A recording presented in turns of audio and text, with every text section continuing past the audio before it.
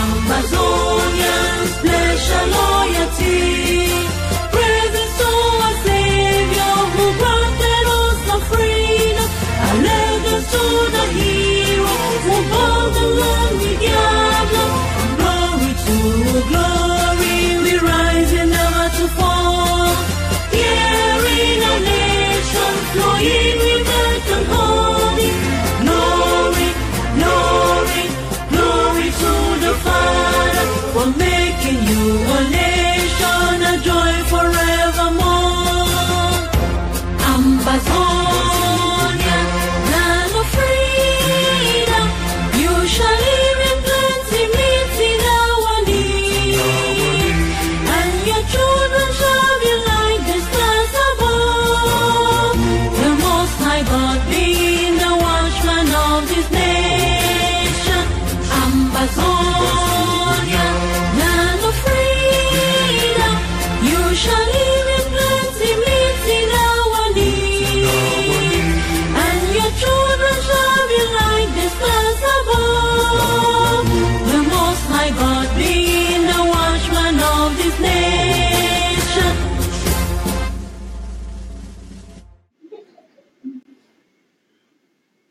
Fellow citizens of the Federal Republic of Ambazonia, I bring you greetings from our interim president, His Excellency Sisiko Ayok Tabi.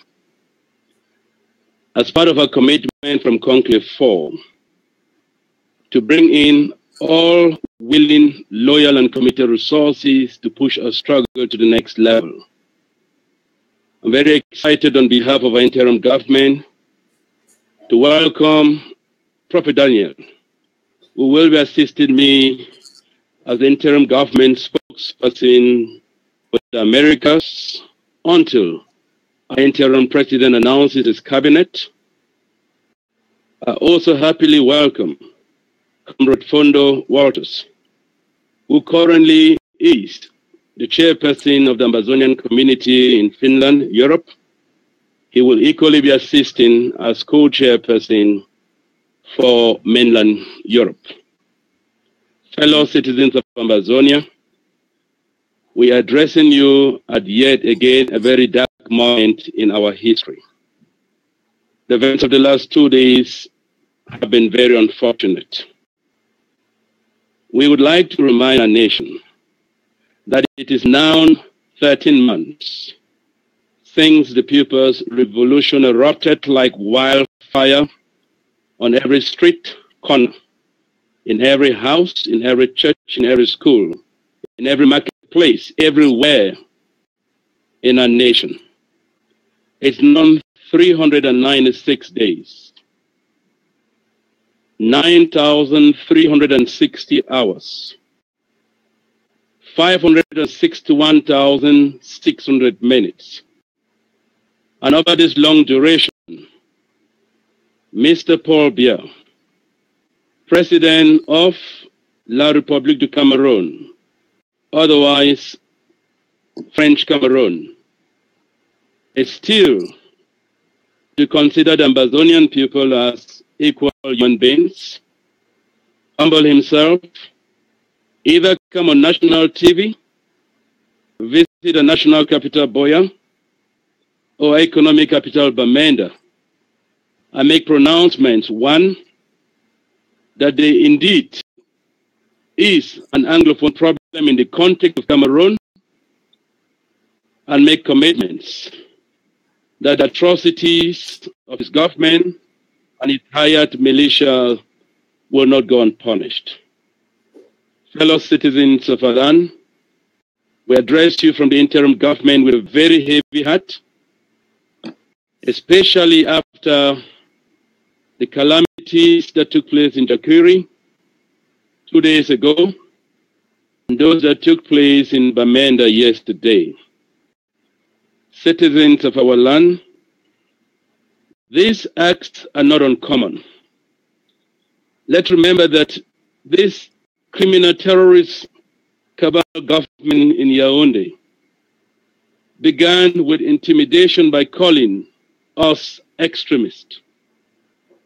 Then our leaders were caught terrorists and tried for trumped-up charges that would have either attracted them life jail terms or they would have been executed.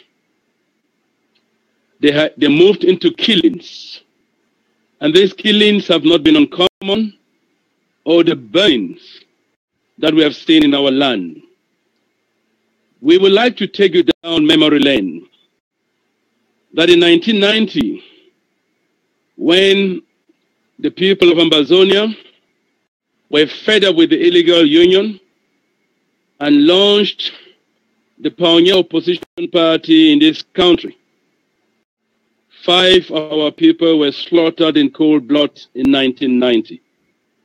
Till this date, there has been no investigations of such acts of arson, and nobody has been brought to book. In 1992, when John Frundi won elections to be president of the 2 Cameroons, the elections were not only stolen. Our people were massacred. You will remember that some of them had their houses burnt down. Till this date, justice has not been served. In 2009, when the terrorist government in Yaoundé wanted to clamp down on the free people in Kumbo, they planted their own guns and bombs and used that as pretext to arrest, kill, and maim our people. On the 4th of September, you remember what happened in Bam Kifam village. Issa Chiruma congratulated the forces of lawlessness and disorder, and shamelessly was not able, on behalf of government, to even extend words of condolences to the bereaved family. On the 22nd of September, when the Amazonian people sent a very strong message to the international world that this illegal union has come to an end and our people were butchered, Yaoundé shamelessly could not even blindly form a commission of inquiry to investigate atrocities. Till this date, our humanity as Ambazonians, not seen as equals with citizens of La République du Cameroon, has boldly been represented by the government's arrogance because, again, there have been no investigations and nobody has been brought to book.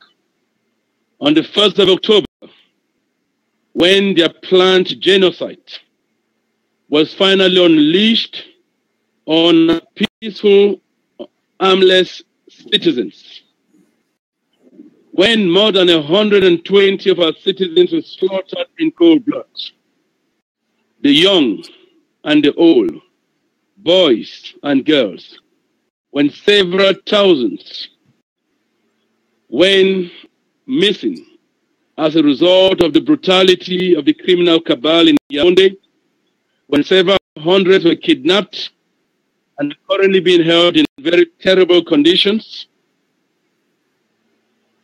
Again, this government has failed to do what is expected of government in the 21st century. I would like to remind Yaoundé that the intelligence of the Ambazonian government is very good. Our intelligence clearly points that the acts that we read and heard of in Jakiri were planned. The gendarme who was killed by a Beti militia, and that gendarme came from northern Cameroon. And that massacre was planned in order to drag the people of the north into Yaoundé's genocide. From the governing council, we ask citizens of La République du Cameroon to seriously condemn the acts of atrocity and criminality perpetrated by the government in Yaoundé. We equally call citizens of the north in particular to completely show restraint and not get themselves dragged into acts of this very criminal and corrupt government. What happened in Bamenda was very similar. Just so as to make the government in Yaoundé know that we have our facts. The first person that was brutalized was on Cow Street. That was a driver driving a bus going to carry bread to be distributed in the town before people wake up. We had our intelligence spot on. These poor guys' car, the tires of this guy's car were completely shut down by security forces of the criminal cabal. He was pulled out of his car and beaten almost to death point. And after that, your security forces then shot their own in order to get the international community to think that the government of the Federal Republic of Ambazonia is violent and that we are terrorists.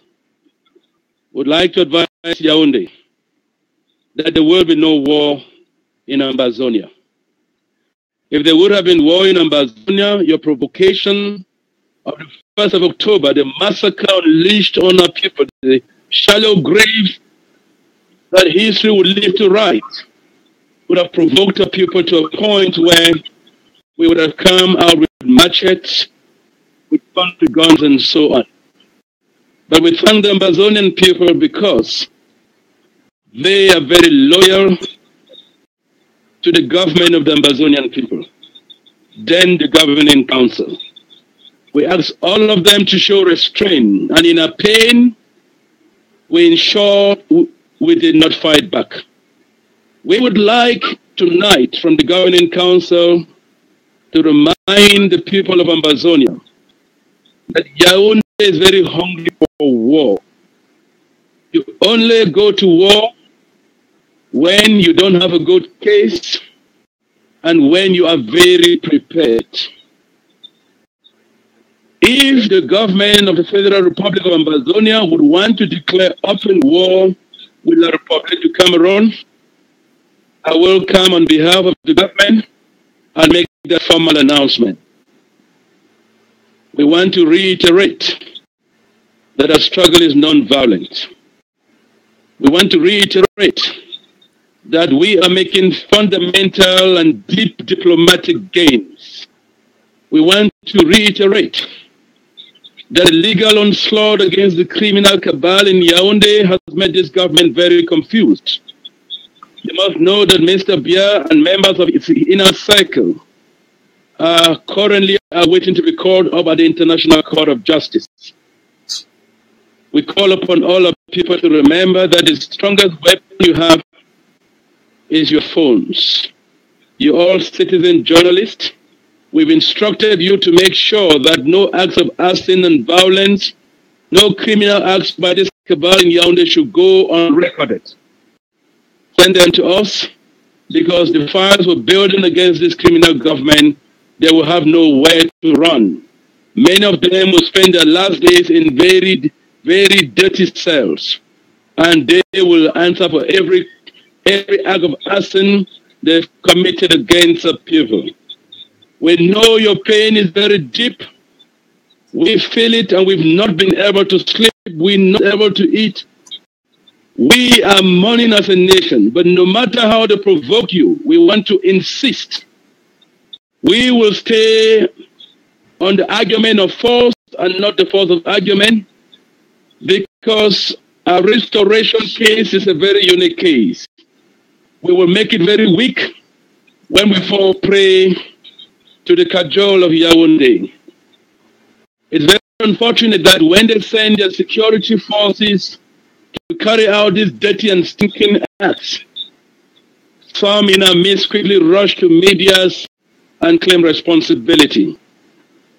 We want the world, and especially the international community, the United Nations, the African Union, Amnesty International, the International Crisis Group, all friendly countries, Britain, France, the United States, Canada, Nigeria, South Africa, and many more, to know that the government of the Federal Republic of Ambazonia is not part of any acts of arson, any killings, any burnings, or any acts that acts against human rights perpetrated on Amazonian people, or even on the forces of the Republic of Cameroon.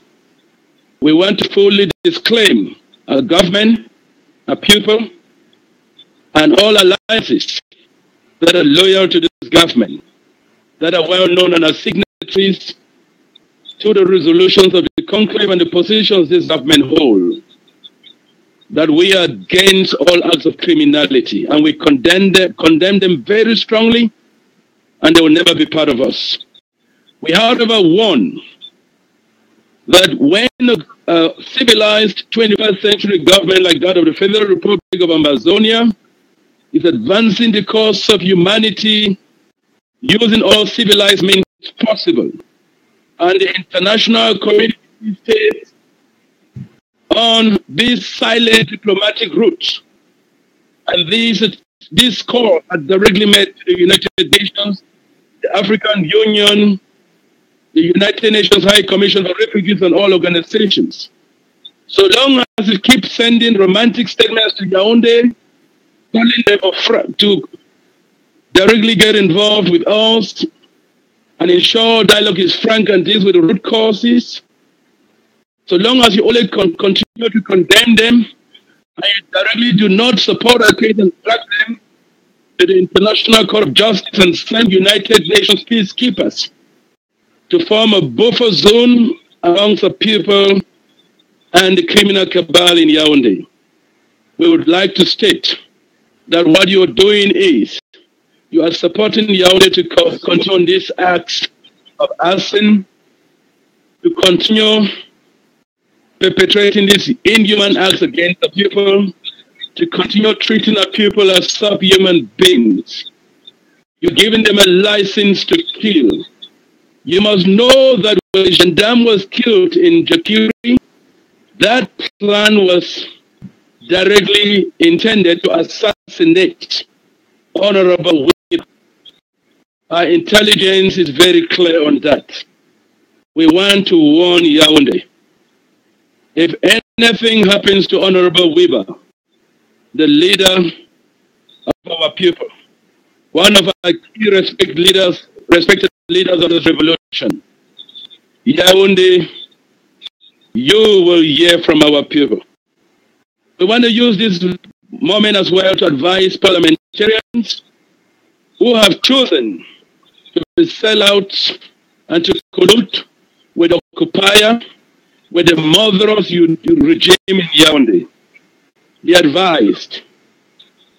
advice from the Amazonian people is, you mustn't show your face in either the occupier's parliament or the Senate. You have to withdraw. The wisdom of Honorable Weber has been taken by the interim government. You have to withdraw, because when you withdraw, the elected mandate the people gave you to represent their voice remains. You withdraw and join your people and stay with them, and we warn Yaoundé, woe betide them if they talk to any of our parliamentarians and senators. Let parliamentarians and senators who have not withdrawn publicly know that we are counting their days. And someday we will remind them. We want to be very categorical. The Amazonian people have a wonderful case. We have declared a restoration, and we will be moving to Boya very soon. These killings must stop. Yaoundé, your romance to war will never work. Not on our watch. Not on our watch. Continue perpetrating your acts of arson. Continue perpetrating the genocide. The international community is watching. We know you are not very confused.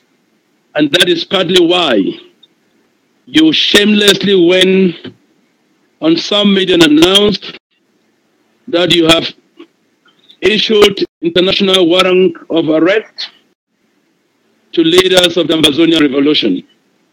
Where in the world have you heard that terrorists issue warrants of arrest to freedom fighters. Encourage our leaders not to be discouraged and not to be distracted by this public stance of a regime that is doing what we will call the last kicks of a dying horse. We call all Ambazonians to remain resolute and determined. Fellow Ambazonians, remain wise and remain peaceful. Remember that self-defense is a right. It's an inalienable right in international law. When you are attacked by the criminal cabal in Yaoundé, you have a right to defend yourself by every means possible. And we indicated from the fourth conclave that you will be having very clear directives from a government to ensure that you protect our villages, you protect our quarters, you protect our households, you protect our towns. And don't get distracted by some of the negative messages you would hear by some in our midst right now as I speak to you. I want to advise those destructive forces. You don't get to war if you're not prepared. We know that La Republic's arrogance and provocation is getting some in our midst to now take the extreme option, which is the option to defend yourself. We insist the interim government has not declared war, will not declare war anytime soon, and we don't need war because, trust us, this revolution is about 70% won. I told you during my last presentation that with the work we do, we don't need to go into social media to start announcing things that are 70% complete. When a woman is pregnant, the pregnancy will announce itself. A word to a wise is sufficient. I thank you for listening. I'll be leaving you now. I'm going to ask my co-spokesperson, Comrade Fondo Walter from Europe, to greet our people. He will exit the scene after that, and we will allow the stage for Man of God Prophet Daniel, a co-spokesperson for the Americas, to address some Syrian issues. Gentlemen, thank you from the bottom of my heart for agreeing to serve the Federal Republic of Amazonia. I exit the scene now. Long live Amazonia.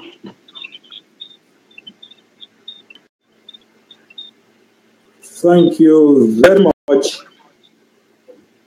I think I want to acknowledge the output of Mr. Milton and also to accept the red carpet reception into the studio to continue to push this struggle ahead.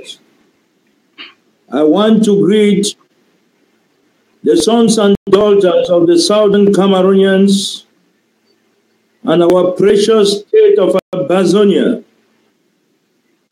that we are deeply committed to this struggle and with a serious objective, we are going to reach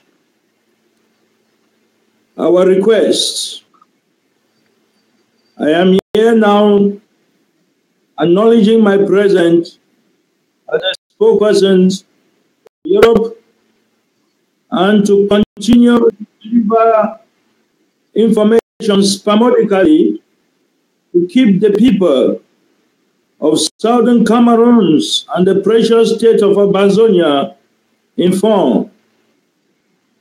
My name is Walter Fondo, and I am going to continue with this commitment. I'm not going to talk much. I'm just going to make myself known, and on Friday I shall be with you throughout to give you information that are necessary to welcome questions and contributions for the well-being and our collective courtesy.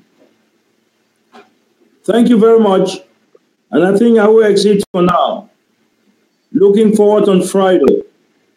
And also to thank my able colleague, Prophet Daniel, who will be keeping you all throughout, as announced earlier by Mr. Milton.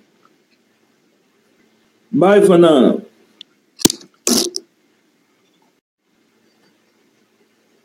Thank you. I want to appreciate Comrade Mr. Milton for a job well done. We have been following through with him, and he has been doing a wonderful job leading our people in the area of communication. I want to also appreciate my colleague in Europe, Comrade Walters. People of Amazonia, my lovely people, my name is Prophet Daniel Eti, and I'm going to be speaking to you as the spokesperson for the interim government covering the area of North America. It is by God's special grace that I have been given this responsibility at this time and at this moment to serve Him and to serve my people. And I want to solemnly accept this role that has been given to me by the interim government, and also to commit to the fact that I will be here to serve you as need arises. We are in a winning movement. I know most often we call it a struggle, but I call it a winning movement. The Bible says life and death, it's in the power of the tongue. So what you confess is what you get. We have struggled in the past until the 1st of October 2017. From the 1st of October, I quit calling this a struggle. I call it a win. And that is for the reason that God Himself is involved in this fight. God is Himself is involved in this restoration movement. I want you to rest assured to know that we are in a winning fight. We are in a winning movement. So I greet you all, people of Amazonia. I salute especially those that are in Boya. I salute those that are in Bamenda. I greet those mothers in Munya Market. I greet those mothers in Bamenda Market. I salute Una. You are doing a great job. You are doing a perfect job. You are doing a wonderful job. I can imagine how stressful it has been for all of you. I can imagine how difficult it has been for all of you. For those that have lost family members, for those that have had loved ones being inflicted by the wicked regime and by the wicked La République nation. I can imagine how painful it is. But I want to assure you that heaven is coming for your rescue. I want to assure you that God is backing you up. God is standing by you. And for sure, the final restoration of our sovereignty is going to happen. He that began a good work is also faithful to complete. He has started a good work. He is faithful to take it to the end. He will take us right all the way through. And until we get to Boya, the Lord will never abandon us. Even when we get there, he will continue to be with us. So I want to encourage you and just appreciate you. You that have been participating in this movement in one way or the other. If nobody has tapped your shoulder and said thank you, I want to take that this opportunity at this moment to say thank you for a job well done. Thank you for what you have been doing, and keep up doing a very wonderful job as you have been doing. Today, we are going to be talking about three things. Number one, we will look at our new financial system coming out of the fourth conclave that we just had. And then number two, we will talk about the Constitution. I know there has been a lot of eagerness out there, and people want to know what the Constitution of this new nation and this new country will look like. So we will throw some light on that. And I'm going to be talking also about the very presence of God in this struggle. For those that are maybe on the other side of the fence and thinking that God is not involved in this movement, I will want to open your eyes a little bit and to be able to encourage you to know that God is in our very midst. So those are the three talking points that we're going to have today. And as usual, beginning from today, same time, Amber time, I will be here on Wednesdays to talk to you. And right now, I want you to also know that our lines will be open very soon when we must have dealt with these three subjects. Our lines will be open for you to ask questions. Ask any questions that are related to the movement. Ask any questions that are related to the topics we are going to share.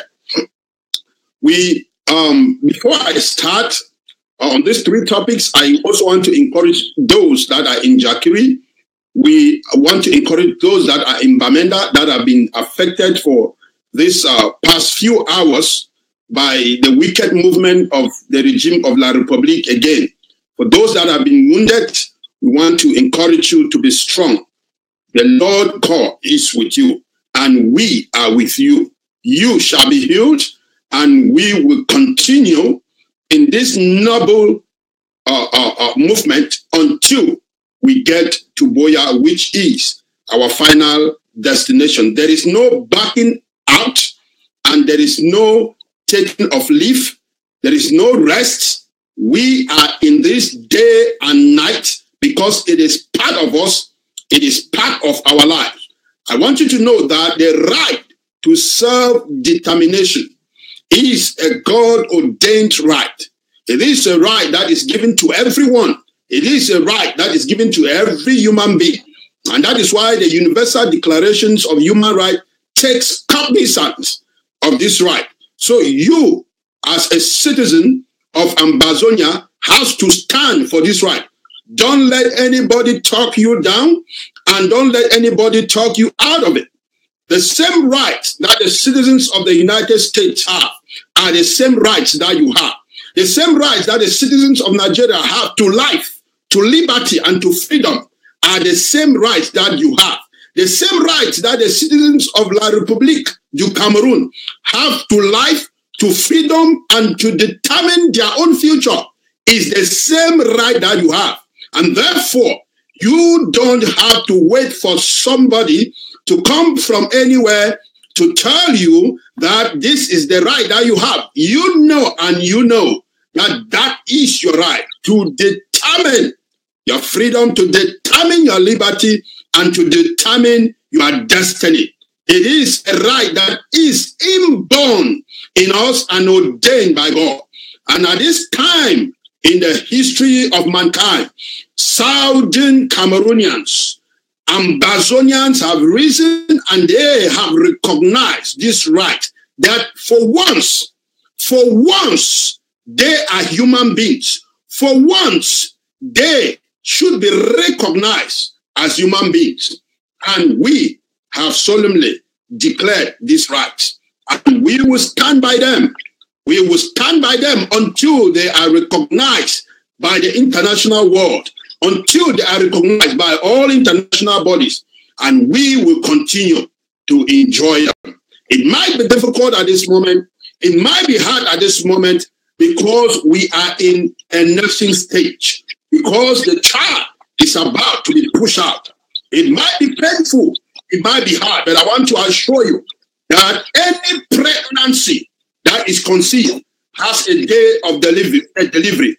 I've never seen a situation whereby a woman is pregnant and after 9 months it will not deliver. It either comes out by pushing or it comes out by C-section. I want you to know that that child is pregnant enough. And Ambazonian child is pregnant enough, and it must be delivered. It must come out because this baby is God's baby. Nobody can kill it. Nobody can destroy it. It is mature enough and it must be delivered. And in this process, know that there can be pain. Know that there can be ups and downs. Know that there can be difficulty. And the best thing we can do for ourselves is to come together, is to remain one person, is to stick to one another and be able to push this baby all through. Be able to push it so that we can all have that wonderful born house, have that wonderful celebration. I know that no longer from now, not too long from this moment, we shall be in Boya to have that serious celebration. I say when we arrive that day, there's going to be a very big table that we will have meals prepared and spread out all over the whole place. And our people will just come and for once feel at home and for once just enjoy themselves and celebrate God for a good work and celebrate God for a mighty miracle that he would have performed in our lives. So, having said that, I want us to begin to touch on our three subjects right now. We had a conclave that just passed last week. It was a great and a wonderful moment. It was a great time of meeting new faces and being able to meet ourselves as brethren, as children coming from the same father, coming from the same mother in southern Cameroons in Ambazonia. And we met and we put our heads together and we discussed about the future of this blessed nation, of this youngest nation, the prophet of the earth. It was a wonderful moment, I can assure you. And certain resolutions came out of that meeting.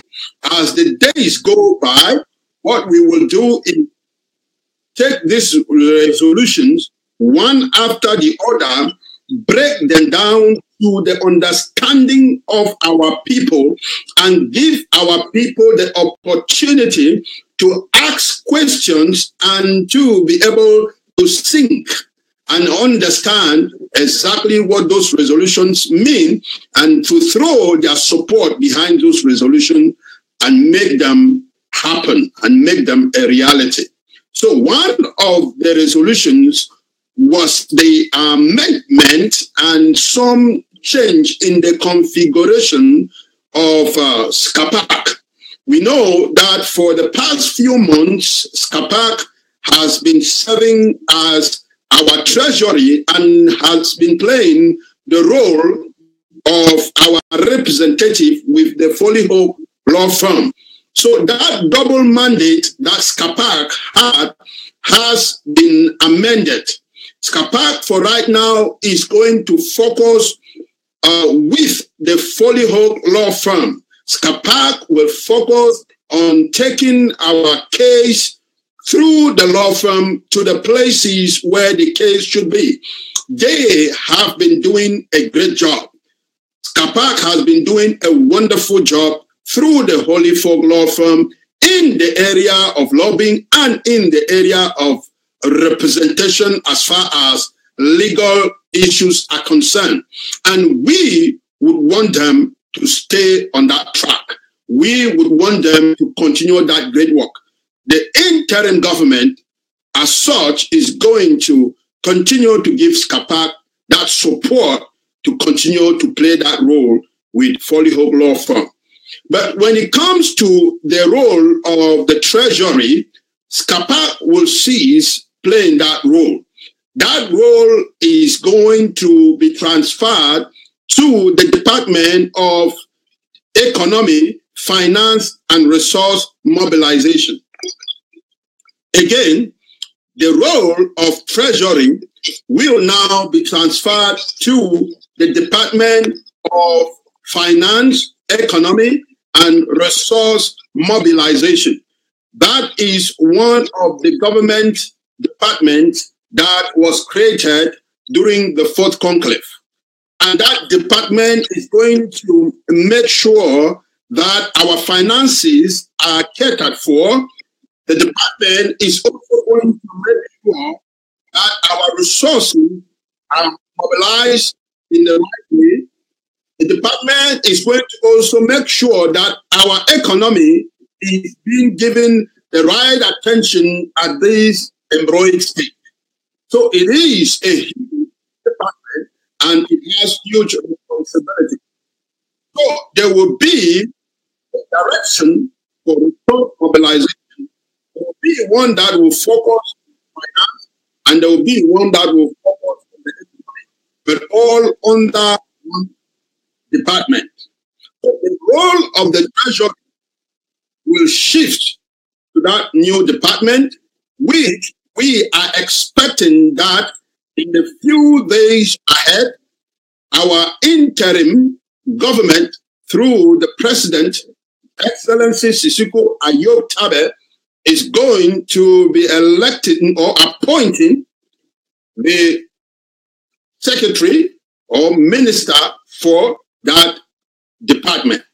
So we go by secretary. So he is going to be appointing the secretary of that department. So look forward to the vision that that department is going to have as far as finances for Ambazonia is concerned. So for once, Ambazonia is going to have its own treasury. There is no more talks about SCAPAC and money and all of that. That has come to an end as we transition into Ambazonia Treasury itself that will be under the Department of Finance, Economy, and Resource Mobilization. So if you look at that department from that perspective, then you can begin to picture how our finances will be. Let me throw a few lights to that. The first thing I want our people to understand, especially those in the diaspora, those that have been contributing $1, $2, $10, $20, $1,000, $2,000, $3,000, $5,000, $10,000, for those that have been making these enormous contributions. I want to give you some information and some directives at this moment. First of all, I want to say thank you. I want to take this moment to just say thank you for all your contributions.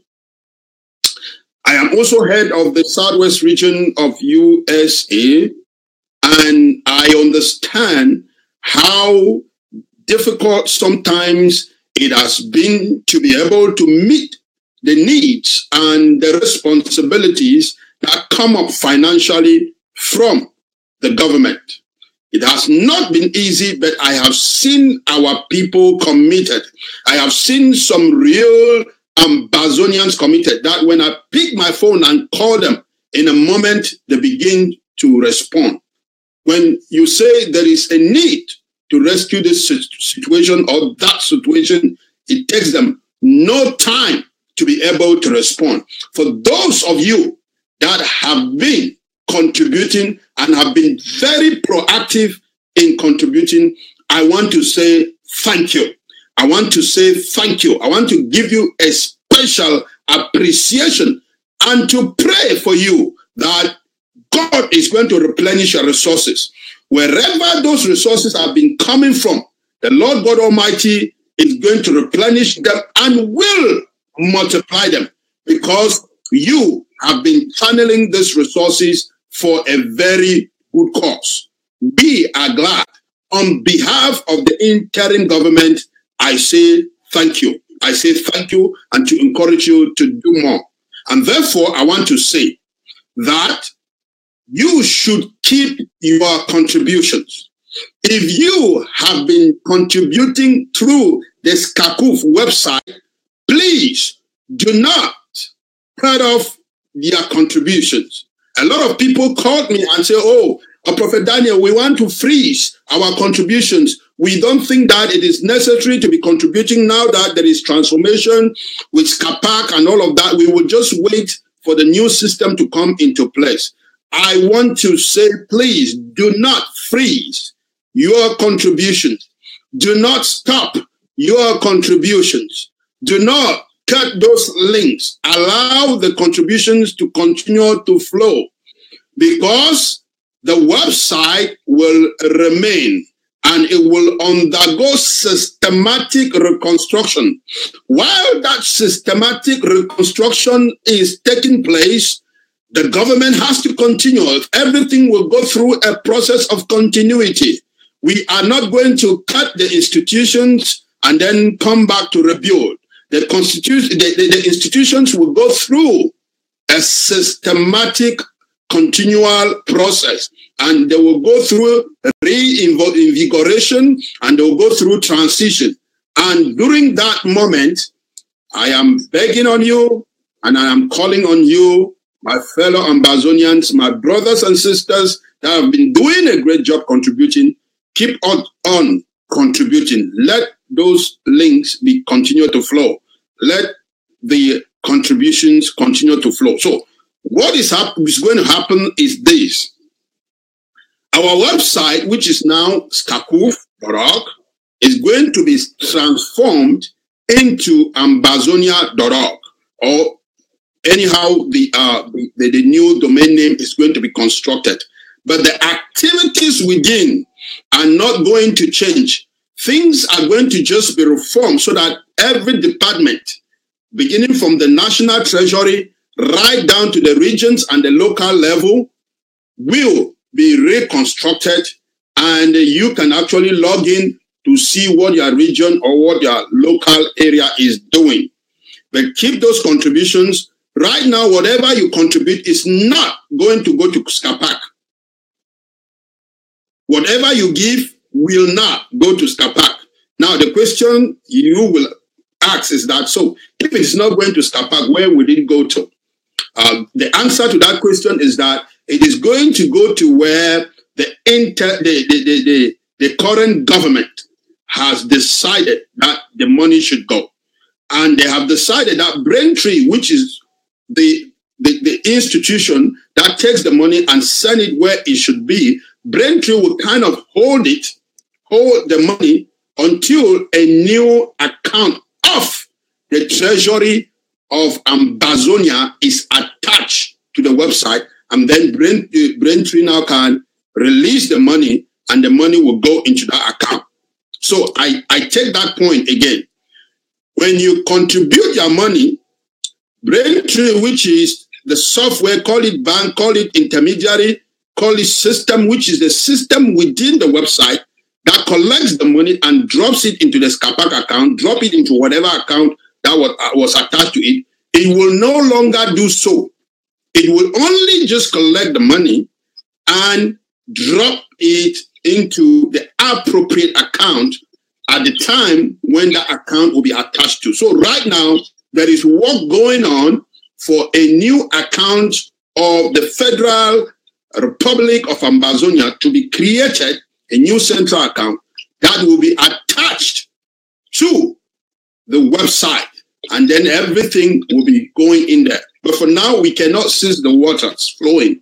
The waters have to continue to flow. So it will flow from you, go into the website, and it will stay with Braintree until when the account is attached to it, then everything flows in there.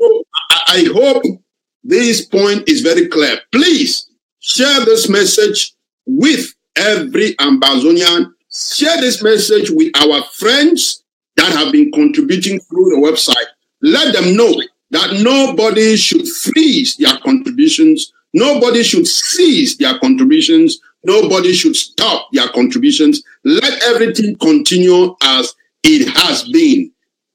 Our team, financial team, website team is taking care of the contribution. So keep contributing. And I want to encourage you that if you have been contributing $1, it is time for you to make it $2. We have been a governing council and you have taken a step forward. We have taken a step into a government. And what we need to fund a governing council is not the same as what we need to fund a government. We have been excited. Our people have been excited. You, in particular, have been excited. You wanted a government. You prayed for it. You desired it. And when it was announced, you were happy and you jubilated. And you were so glad that finally the Federal Republic of Ambazonia has had its own government. The government is here, but the government needs you. The government needs me. The government needs us to be able, at this preliminary stage, to function. It needs our resources. It needs our financing. And therefore, since we have taken a bold step into forming our own government, let us also take a bold step into funding that government.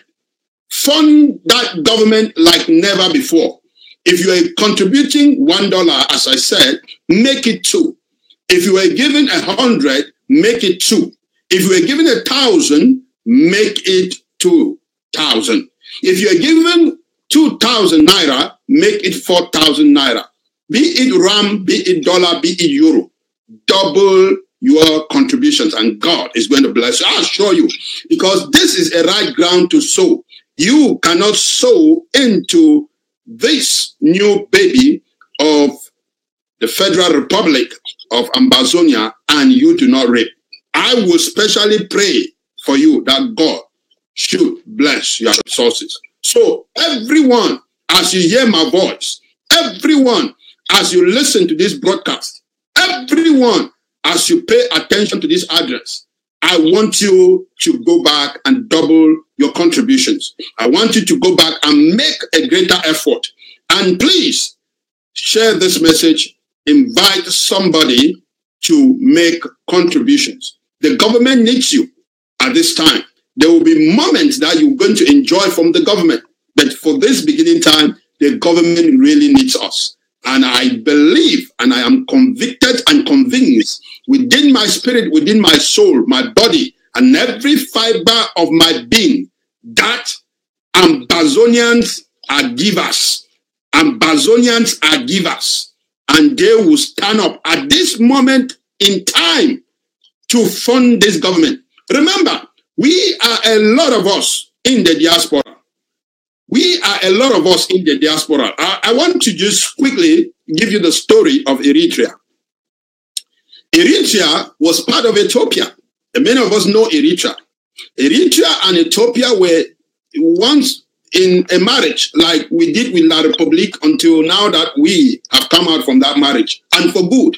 And I assure you it's for good. So Eritrea came to a point of self-determination just as we did. And we have. And Eritrea decided that it is time for them to quit.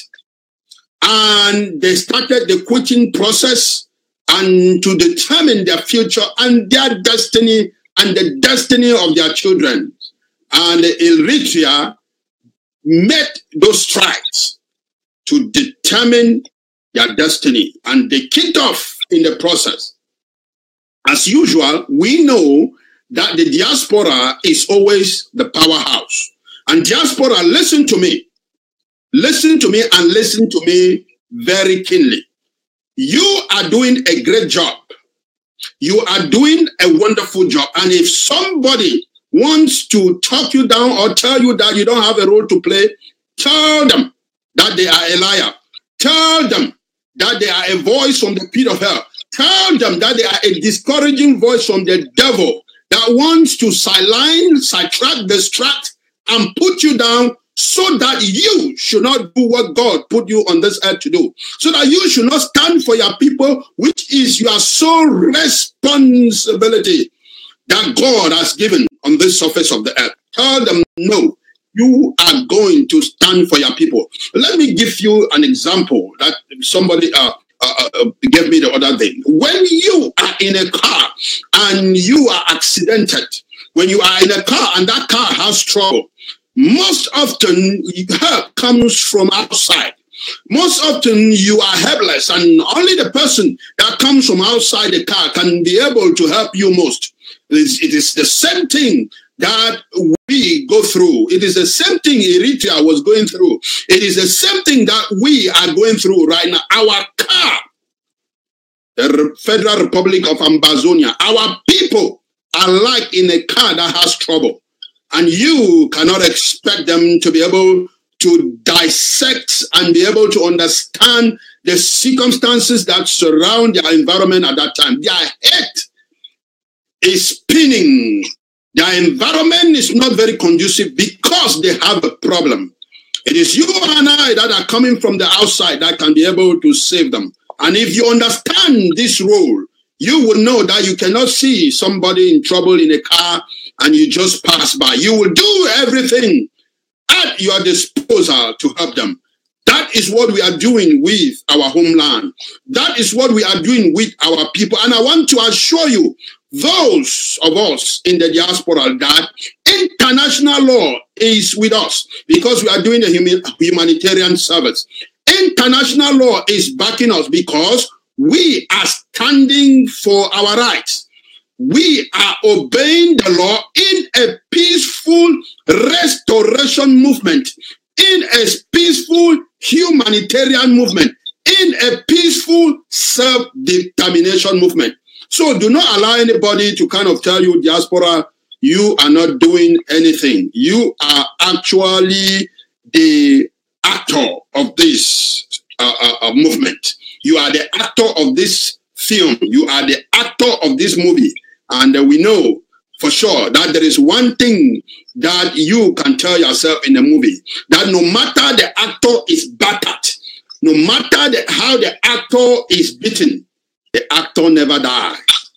The actor never dies. So you will not perish. You will not die. You will make it through the end because you are the actor of this movie. You must carry us to Boya. So having said that, let me go back to the story of Eritrea. Eritrea's diaspora woke up. They stood up like the lion. And I want to encourage you to stand up like the lion, because the lion of the tribe of Judah, Jesus himself, is backing us up. Anybody that lays his hand on this restoration movement is putting his hand into engagement with the lion of the tribe of Judah, a standing hand in glove with the lion of the tribe of Judah to see the wailing people of Ambazonia set free, to see the crying people, to see the wounded people of Ambazonia restored to joy for once. So the people of Eritrea that were in diaspora, that were in abroad, in different countries, stood up and they contributed millions of dollars. Millions. I'm not talking about hundreds of thousands. I'm talking more than 10 million. They put in millions. They contributed as if they were waiting for something like that. And it gave them ease. Whatever self-defense, whatever peaceful method, whatever method they wanted to use, under international laws, under natural laws, under heavenly laws, they had the means to finance, and they were able to do so. And today, Eritrea is a country. I want to call on your attention right now. If you are listening to me and you are a Southern Cameroonian born, and you are a Southern Cameroonian bred, and you are in the diaspora, if you have not yet stood up to take this God-given responsibility of yours to support this restoration movement, please, I want to call on you to wake up. This is a natural call. Wake up. You did not choose to be born in Amazonia. I did not choose to be born in Amazonia. When I saw the killings on 1st of October, and even some that are still going on by our neighbor, La République du Cameroon, our neighbor that has decided to clinch to us and say we are not going.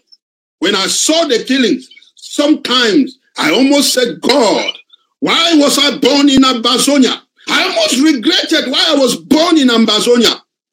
And maybe you have had that feelings also.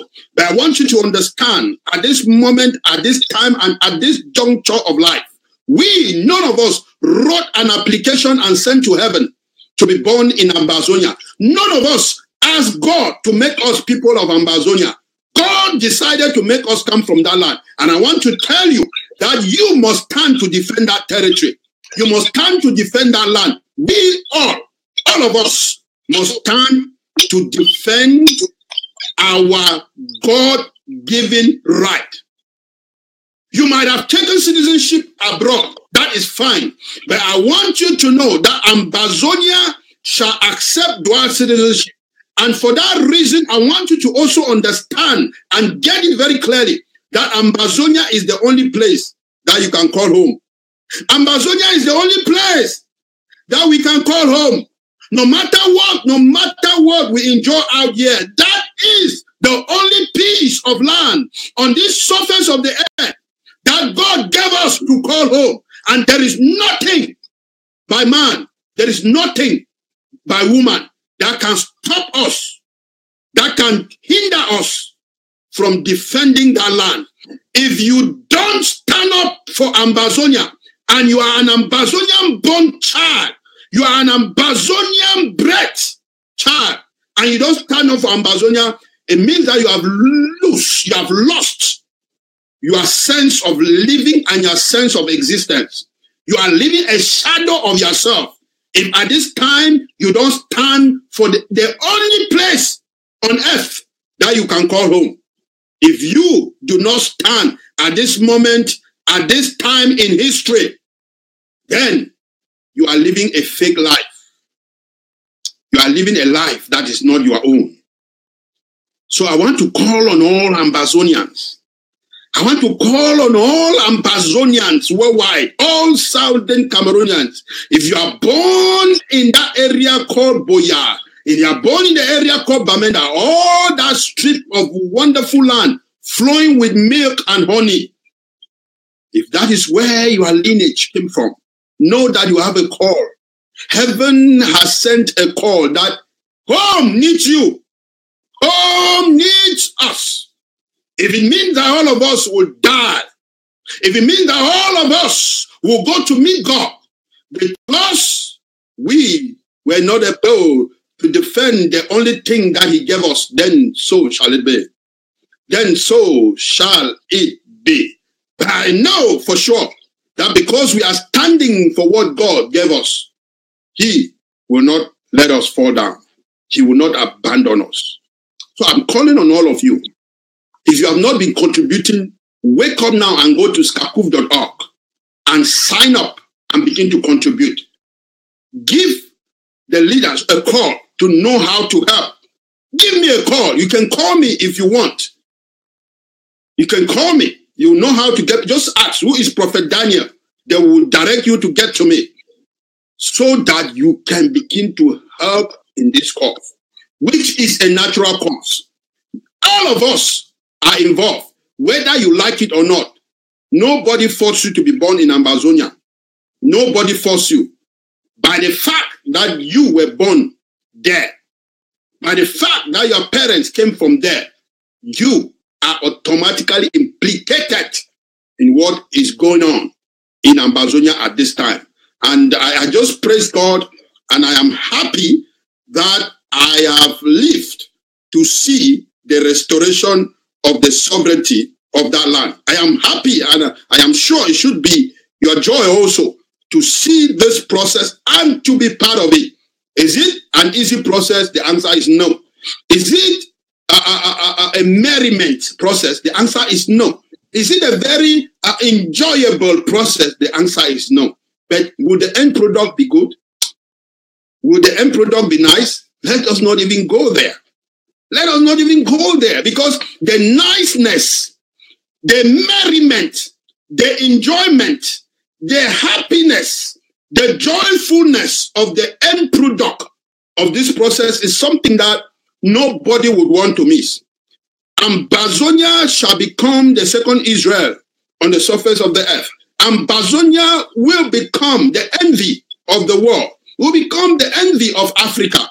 Everybody will want to go there.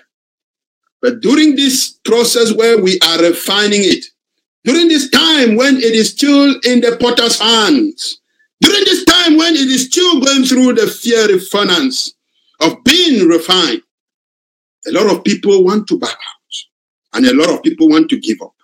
I want you to know, child of God, child of Ambazonia, I want you to understand that in a moment like this, it is time where we put on our most strength. The Bible says that when you are in adversity and you give up, it means that your strength is small. I believe that our strength is not small.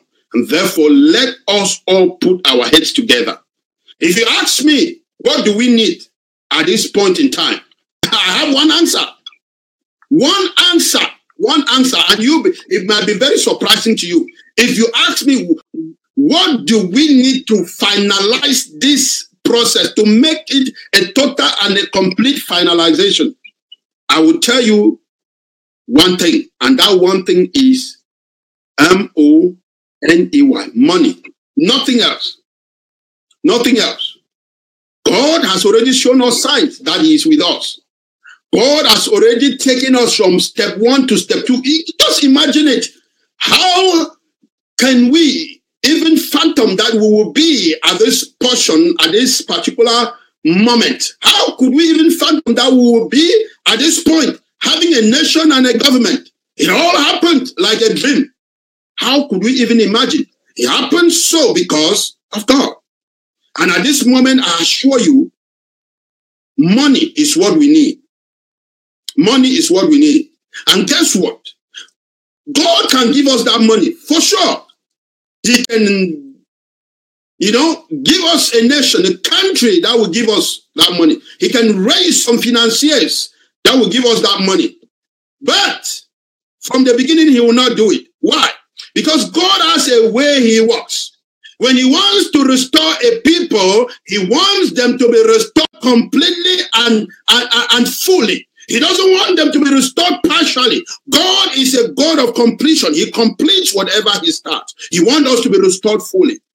And therefore, from the beginning, He wants us to be engaged with all our might, all our strength, with all our resources. Because if we don't engage our own resources, when we get there, we will not understand how to manage them. We will not know what we have been through. We will not know how to appreciate what we have, and we will turn around and maybe treat it as a dunk. And God will turn around and say, I regret why I restored these people. So at this beginning moment, I am speaking to you as a son of Ambazonia, and I am also speaking to you as a voice of the Lord. At this beginning moment, God wants to see our commitment, our engagement with all our pockets, all our finances.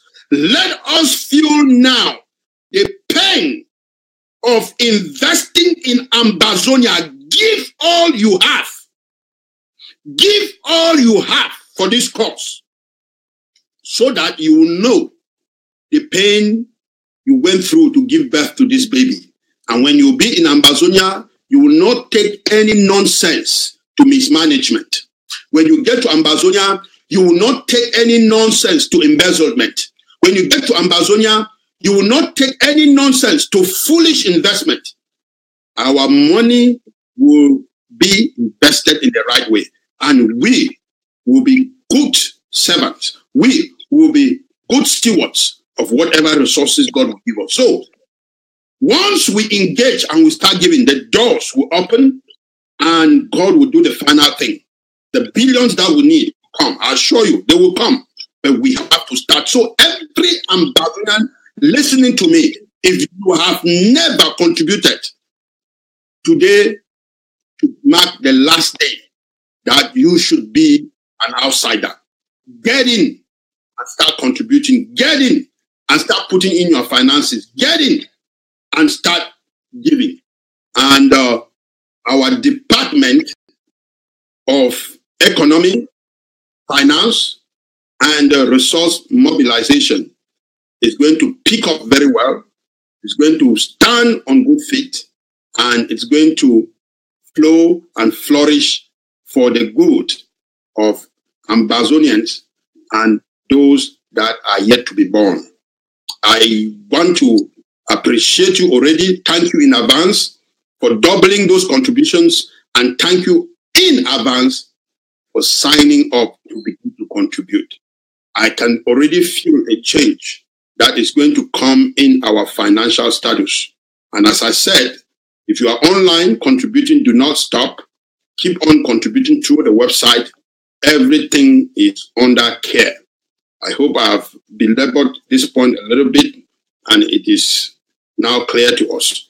As we move forward, during my times of speaking to you, I will still touch a little bit more on these finances so that we can know that whatever we are giving is going in to perform and execute the cause which we all believe in. Thank you very much for listening to that point. Let me now turn in a few minutes. I will touch on the Constitution and touch on very presence of God in this restoration movement, and then I am going to take questions. We have a couple of more than half an hour to go, and so we will have enough time to take some questions. So let's talk on the Constitution.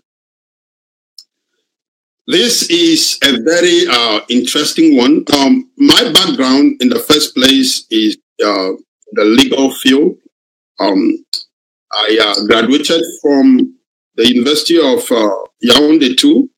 Unfortunately, I wish I had gone to school in Nigeria or some other place during my first degree, because I do not appreciate what I saw in the Yaoundé, La République, our neighbors. But again, God knows how He directs our footsteps. So I will still thank Him for taking me there through the University of Yaoundé, SWA.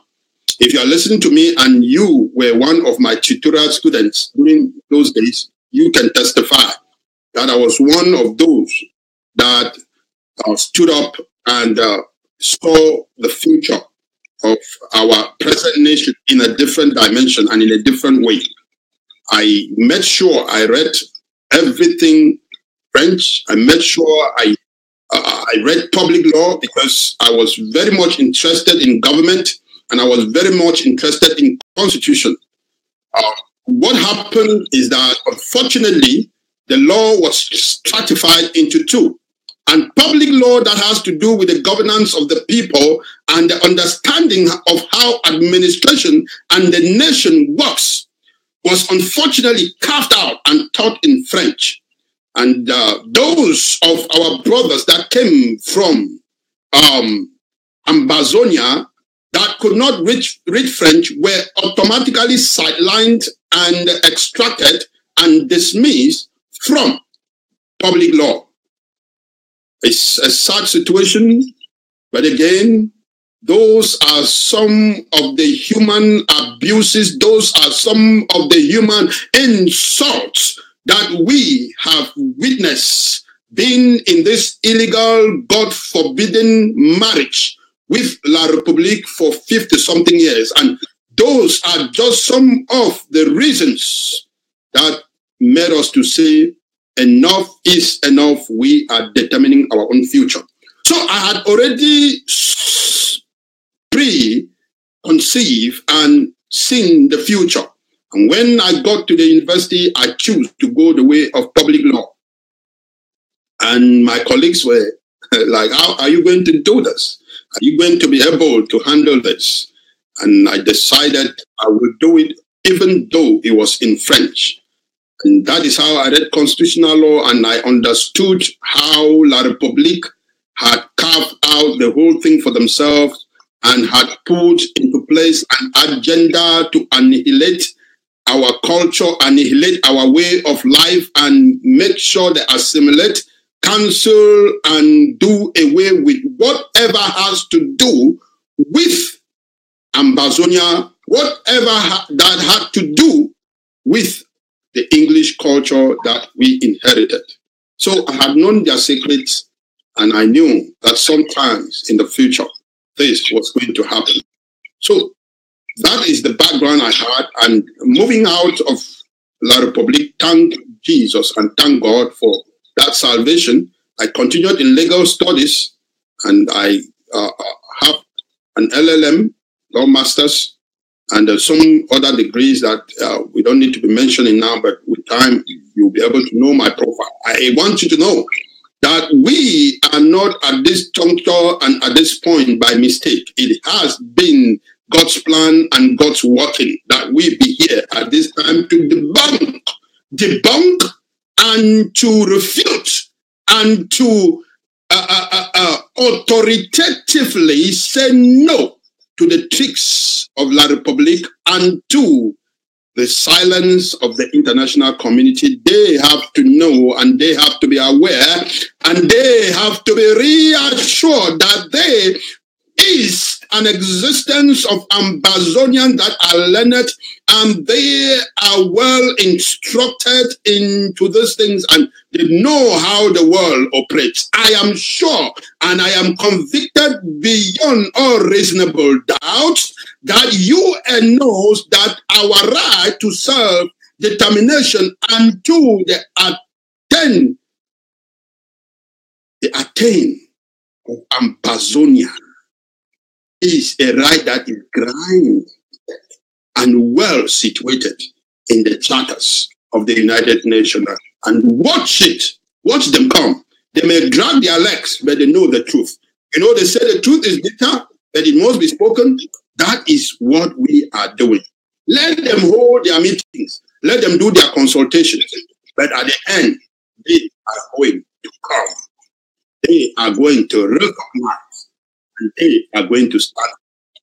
That is what I can assure you from my experience, from reading what I have read. So let's talk about the Constitution.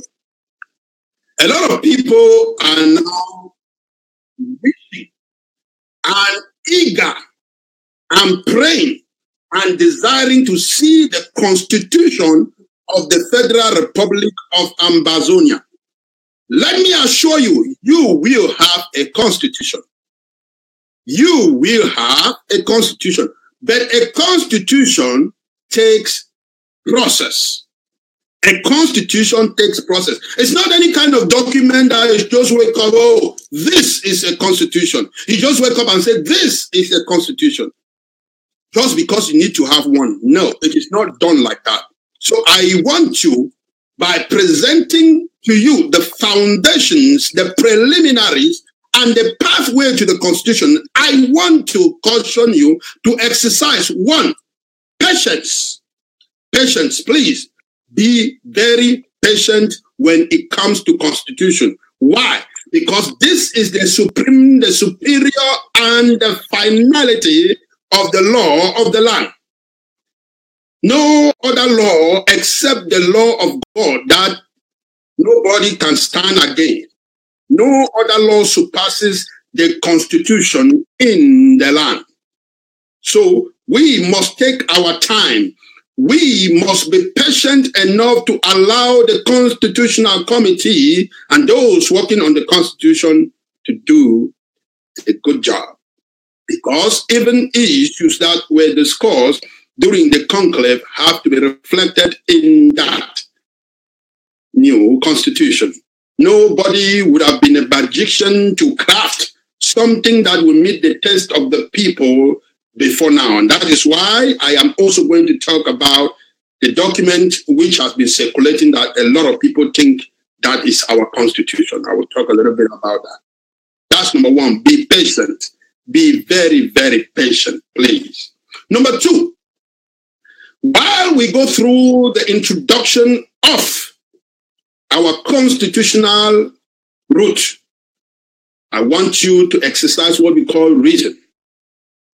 Put up reason beyond emotions. One thing we often do is that we use emotions to cover reason. And once emotions cover reason, things become very, very difficult to be realized properly. We cannot do away with emotions. Know that emotions is part of our lives. But always know that reason is also part of your life. So you must balance emotion with reason. Balance emotion with reason. Balance emotion with reason. In constructing a constitution, reason must take precedence. Reason must cap. Reason must take authority. Reason must surpass emotion. So, in this constitutional process, I would want you to check the scale of your reason and your emotions. I would suggest and strongly propose that you put your emotions at level 20 and let your reason be at level 80. Your emotion attachment to Boya being the capital, attachment to 13 states, attachment to Kumba being the economic capital or Bamenda being economic capital. All those attachments are good. They are perfect. They are excellent. I have mine. I have my own inclinations and attachments. But I want you to put those emotions at level 20. And I want you to put reason at level 80. When you put the two, it makes you 100%. So reason will take precedence and preeminent over emotions. Reason being that as a new nation, we don't only have to think about existence. We also have to think in the lines of prosperity. We also have to think in the lines of continuity. We also have to think in the line of what we call sustainability. We have to be a sustainable country and a sustainable nation. And therefore, we have to construct the Constitution not just from a legal perspective or from a cultural perspective. It has to be constructed from a socio-political, geopolitical, economical, socio-cultural, and religious and cultural perspectives. You must put all these facets of lives together in order to give a constitution that will reflect the destiny of the nation of Ambazonia. That being said, where am I driving to? I am driving to two fundamental things. If you had followed the discussion of our honorable Professor Carson Anyangwe, my mentor in these legal issues and our mentor for all those that are in the legal domain or the legal department of Ambazonia, if you have followed his conversation a couple of, I think an hour ago on this TV, you would have learned these two things. And they are the same things that I want to elaborate or touch on a little bit more. Number one, listen carefully. For all those that want a constitution so very dearly. Number one, the actual constitution of the Federal Republic of Ambazonia shall only be concluded upon by a constituent assembly that will meet in Boya when we have secured our land.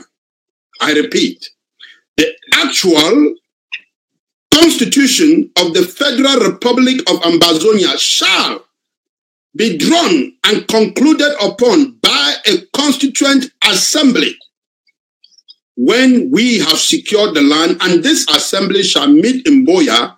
They can take whatever time they want, 1 year, whatever time they want, to put together the actual constitution of this wonderful nation. During that Constituent Assembly, every facet of life, which I mentioned, socio-political, geopolitical, economical, socio-cultural, religious, name it, will be there present. It will be broadcast on our national TV and other channels, and including international channels. The whole process of discussing, debating, deliberating on the Constitution will be televised, broadcasted, even over the radios, so that every citizen of Ambazonia will have a take before the final Constitution will be put up for the people of the Federal Republic of Ambazonia. So I want you to put down the flaring of your emotions for a constitution right now. Put it down, please. Put it down. I beg on you, put it down. The essentiality of this winning movement at this time is to get to Boya. There are no other two words.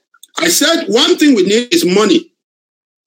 And when we come to operations, the only word we want to be hearing now is Boya. Getting to Boya.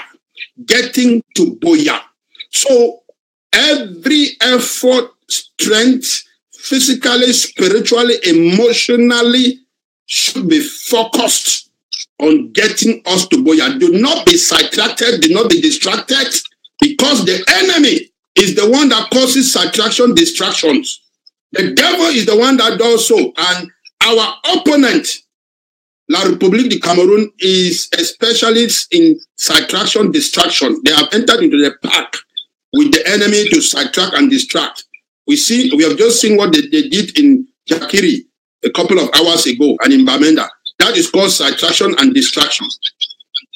You should not be distracted by saying, oh, we need a constitution, and all of that. Please, our focus is getting to Boya. So I have made that salient point clear that the final actual constitution of the Federal Republic of Ambazonia can only be done when we get to Boya. So whatever contributions you are making now, whatever words you have to say, go ahead and say it. We are waiting. We will provide a platform, as you have already seen through the website on Skakoof. You can send your contributions in there. If you cannot get to the website, I will provide to you my email.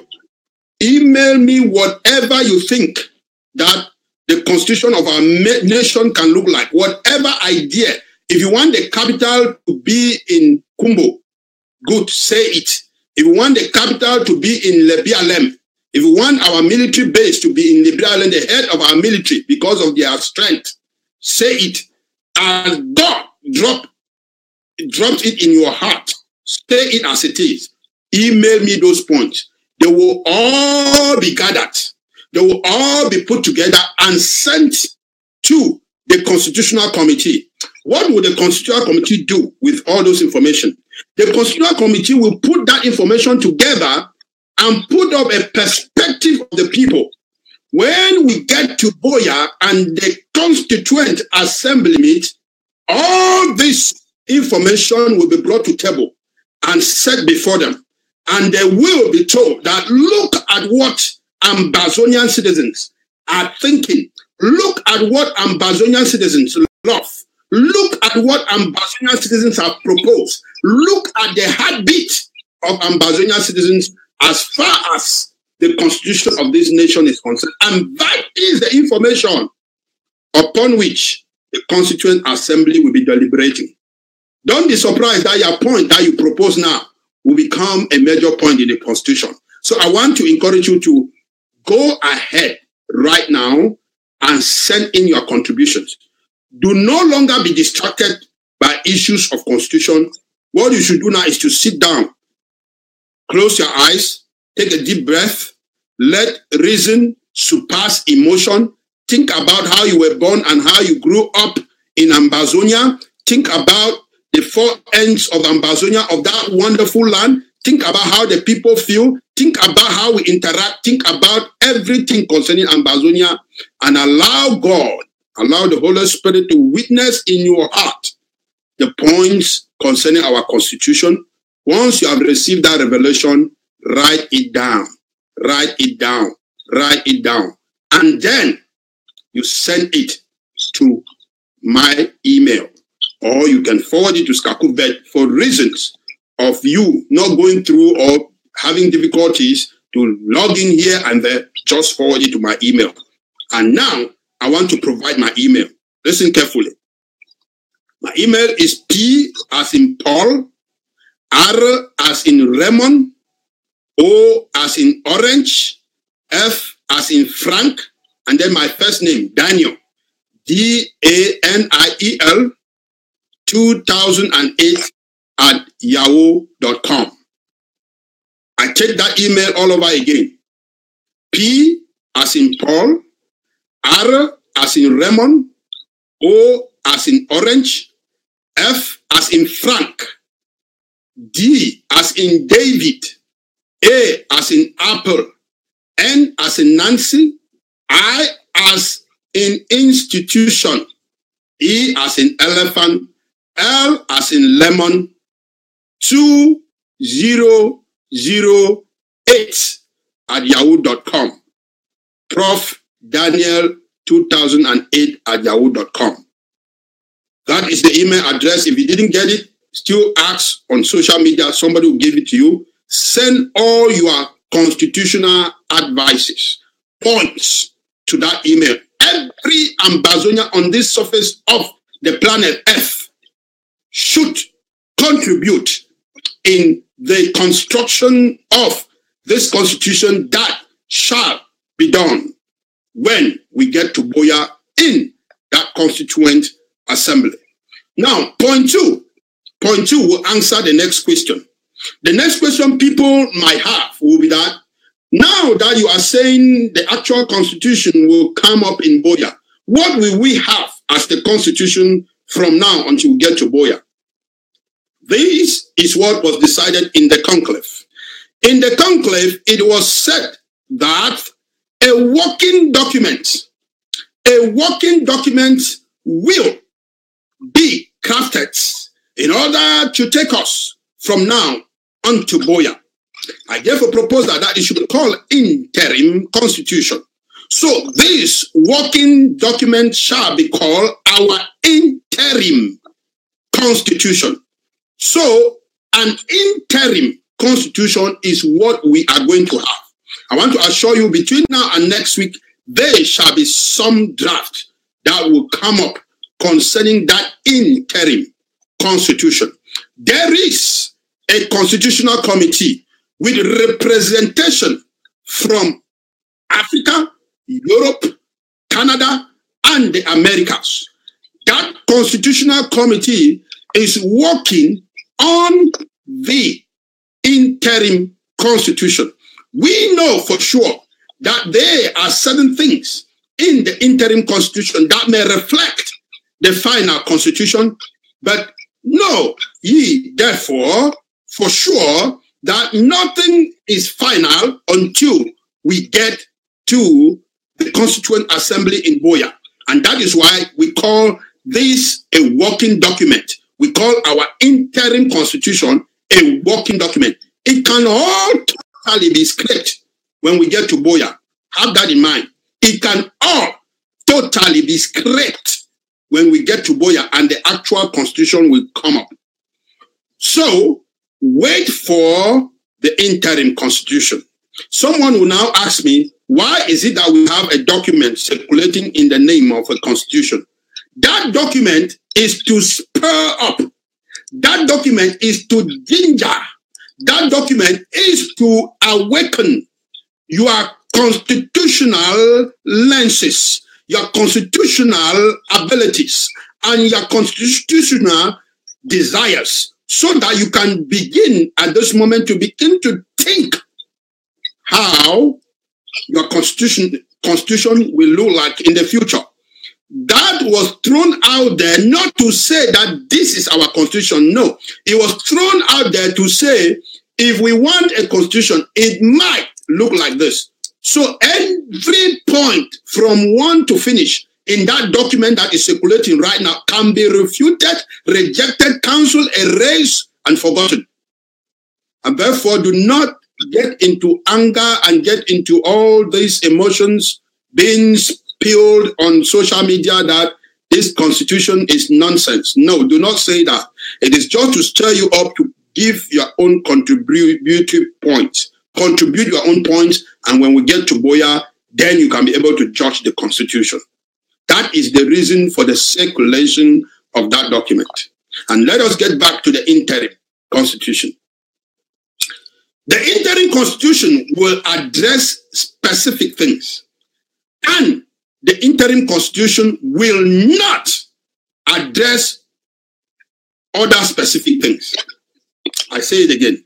The interim constitution will address specific things, and it will not address other specific things. Let me start with some specific things that it will not address. Number one, the interim constitution will not say if we will be a 13-state federation or not. I know those are some of the salient things that people are expecting. The interim constitution will not say that. If you are waiting for that in the interim constitution, forget about it. It will not say that. The Constituent Assembly will decide whether it will be a 13-state, a 2-state, a 4th-state, or a 3-state, or even a 6-state federation. Make those contributions. If you want the 13th-state, write it, send it to that email, send it to the Constitutional Committee, and they will look into it. But the interim constitution will not waste time on that for now, because the most salient and important and the most pressing thing is how we get to Boya. So the interim constitution will dwell on how the authority we have given to our various facets, departments, agents of government, how they will conduct themselves and get us to Boya. That will be what the interim constitution will address. So, number one, as I said, it will not address the issue of what kind of federal state will look like or how many states we will have. And number two, it will not address the issue of our national seals, because this is another serious one. I heard somebody said our anthem is a chorus. Praise God, it is a chorus from heaven. That is my take. And somebody's take might be that it is a chorus. We don't need that kind of anthem. We will not address that. Anthem will not be addressed. The anthem we have remains. All the seals, the dove, the flag, every seal we have had up to this time will remain in the interim constitution. And these seals will be revisited only when we get to Boya. So those are the two salient things that will not be addressed. The issue of how many states and the issue of our seals, they are reserved for discussion by the Constituent Assembly when we get to Boya. But now the other question is, what are the major items that this constitution is going to address? Let me take them. The major items that this constitution is going to address is, number one, the powers of the president. This constitution will address the authority and the power of our president and what the president have to do and ought to be doing and how to do it to get us to Boya. It will address the president, his cabinet, and all other governmental agencies we have decided to create as a government at this point until we get to Boya. So the constitution will zero and be focused on that, number one.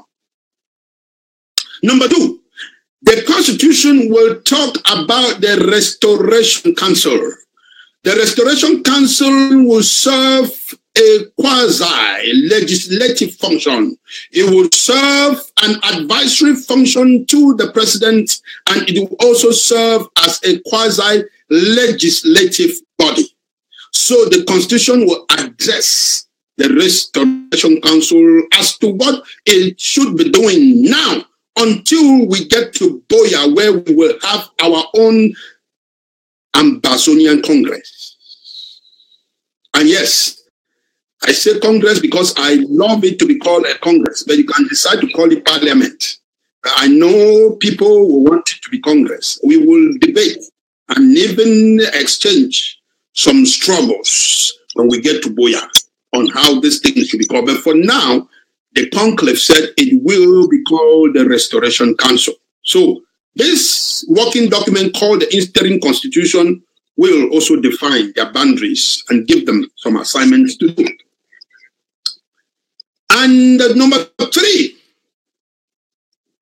this constitution, which will be called Interim Constitution, will address the Ethics Commission.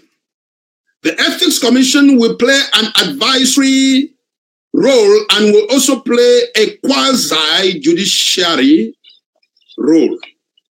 The Ethics Committee will act quasi as our judicial body and will also function as an advisory body to the president. So, if there is an issue between the president and the Restoration Council, the Ethics Commission will come in to play the arbiter and to play the referee. The Interim Constitution will focus on crafting a working environment amongst these 3 major organs that were created during the 4th conclave that we just had. And finally, number 4, for the essentials of the Interim Constitution. The Constitution will touch on the Bill of Rights. Not all an inclusive and thinkable rights that our people will have or enjoy, but will touch on the essential. And what are the essentials? Essentials will include the rights that are enumerated and enlisted and declared in the Universal Declaration of Human Rights. Our people are supposed and they are going to enjoy those rights even as we continue in this movement to Boya. While this train is on its way to Boya, our people's Bill of Rights has to be enumerated already in the Interim Constitution so that La République du Cameroon should know and know very clearly that they are violating the rights of our people by maiming them, torturing them, killing them, and doing all the God-forbidden and the God-forsaken and the God-punished acts and atrocities they are committing on our people. And I say this without any fear and without any doubts that God will not let La République go unpunished. They will not go unpunished for the things that they have done against our people. So the Bill of Rights and the fundamental coverage and the protection of our people's life and right to life, to happiness, and to the enjoyment of their life will be enlisted, will be enumerated, will be mentioned in the Interim Constitution. These are the 4 major areas that this Constitution will focus on. And when we have gotten to Boya, all of these will be history. And we will sit down and craft the most intelligent, the most effective, and the most prosperous constitution you can ever imagine on the surface of the earth, and our people will enjoy it. And I want you to know that we cannot write a book in the name of a constitution. We cannot just A constitution is not a court of law. We can have a court of Amazonian laws that can be volumes of books, but a constitution has to be summarized. It has to be macro. It has to be major key points of the laws of the land. Look at the United States Constitution. Can you see this? In this little book I have in my hand, you have both the Constitution and the Declaration of the Independence of the United States. So it is not even all Constitution. To tell you how intelligent these people were, a Constitution should be able to be read by every citizen of the country. They shouldn't be discouraged by the volume. It should be simple. The language should be crafted in a way that it should be clear. The rights of the people should be clear within the Constitution, so that when they pick up the Constitution, they know exactly what their rights are. Because a good Constitution is one that focuses on the people's rights. So this is how small, slim, and tiny the United States Constitution, which is one of the best that we can mention in the whole world. Because somebody can argue me that's not the best. The best is seen by practicality. It has given them the best nation in the world. Take me anywhere, quote me anywhere. Everybody wants to identify with the United States of America. Because what? This is what made them what they are today. It's not volumes. It is reason. It is reason. I don't have time to share with you a few things here, but each time I come to this broadcast, I will have this with me, and as the Lord will lead, I will share a line with you so that you begin to understand how these people since from 17-something taught, and the things that I have written and they wrote are still having a powerful impact in the life of this nation. This is their constitution, including their Declaration of Independence. Look at it. We cannot have volumes of papers out there and we call constitution. No, we are smarter than that. Thank God for one thing, this inhuman treatment of our people by La Republique has turned into good, because it pushed our people out. And they have learned how the world works. They have studied, and they are ready to produce one of the nations, one of the examples of a functioning system and a country that even heaven itself will clap. That yes, these are people that God created with a brain, and the world will enjoy it. So let us not fall prey of, certain issues that may come from our past and go gather volumes of papers and books, and we'll try to make it a constitution. No, let that be just samples. Let all of that be just material from which we can draw something slim. So our slim, lean interim constitution will be something like 9-10 pages at most, and we will have something that will take the interim government from now until we get to Boya. So I appreciate you for listening to the discussion on constitution, and I will end up with just 1 minute on my third talking point for today, and I will take questions before we leave. The third point I had on my agenda today was to talk about the very presence of God in this movement. Some of our churches that we have been expecting most from them back home have stood on the other side, have stood at the sidelines of this movement, and thinking that God is a God that does not want to see blood shed, and God is a God that loves people to be oppressed and people to just be silent. When they are pounded, they should be silent. When they are kicked, they should be silent.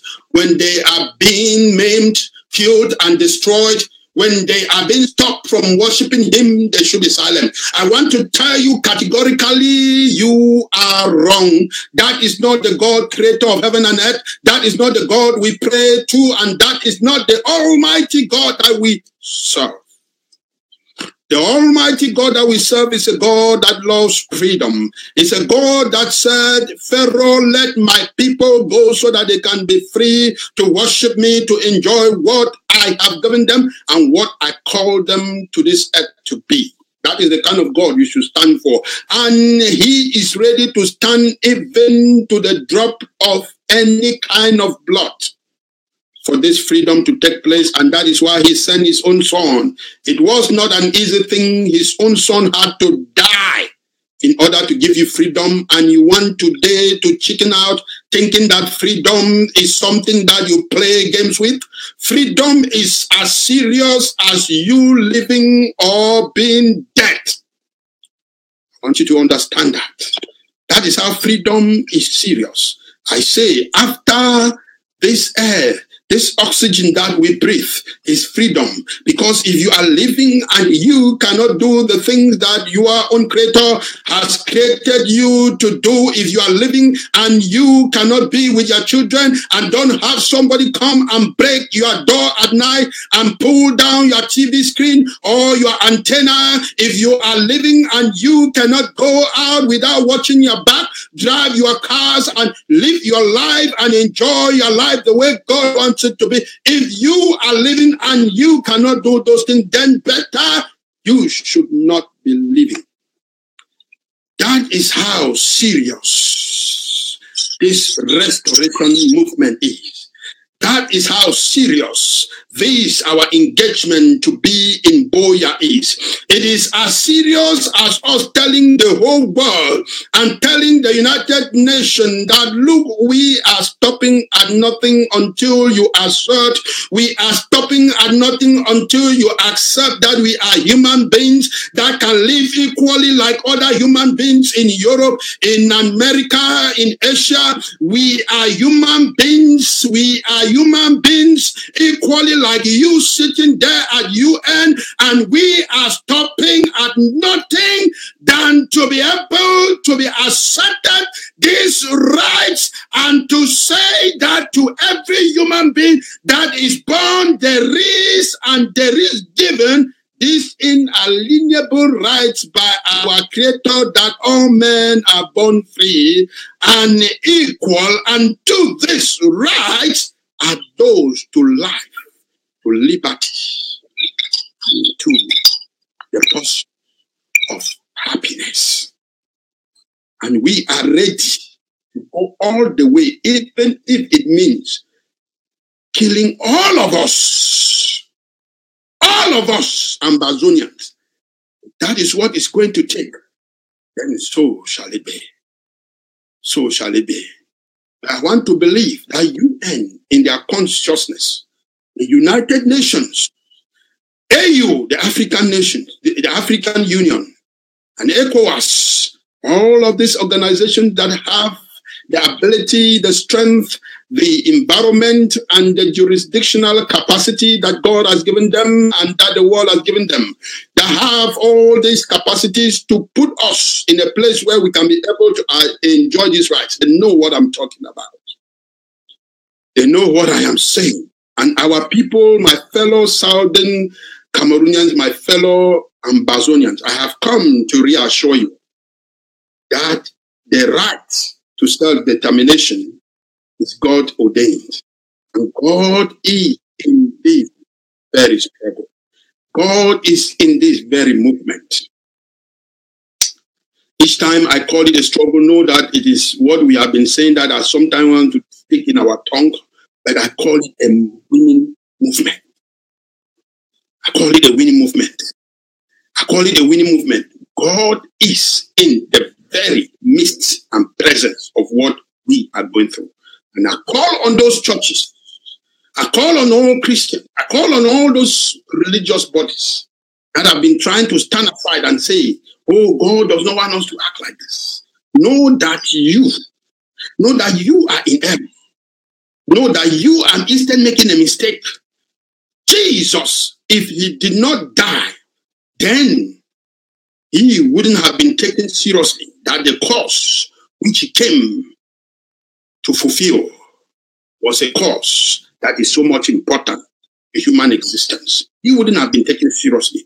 So I want you to know that in the very midst, in the very core of your dedication of serving God is the responsibility to stand for the oppressed, is the responsibility to stand for the truth, is for the responsibility to stand to project freedom of the people. Because the gospel of itself is a message of freedom. From Genesis to Revelation is a message to free mankind. And you will want to tell me that we should remain under the slavery and the subjugation and the ill treatment and inhumane treatment of La République forever? No, I say no to it with every fiber of my being. It will never be. It shall never be.